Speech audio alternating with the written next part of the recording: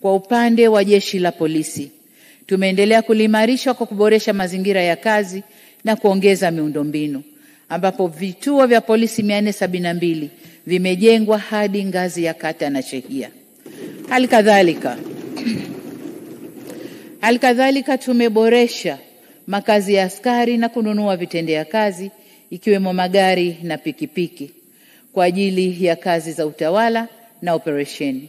Aidha, askari wapya 16,000 wameajiriwa, huku maofisa wakaguzi na askari 10,363 wakipandishwa vyeo. Natoa pongezi nyingi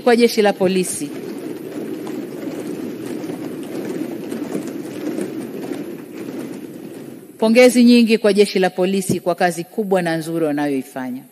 Hatuna budi kutambua kwamba uhalifu unaozuiliwa kwa jitihada za Jeshi la Polisi ni mkubwa kuliko unaofanyika.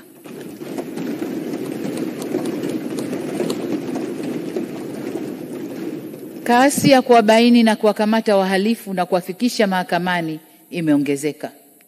Jambo ambalo bado hatujafanikiwa vya kutosha ni ajali za barabarani.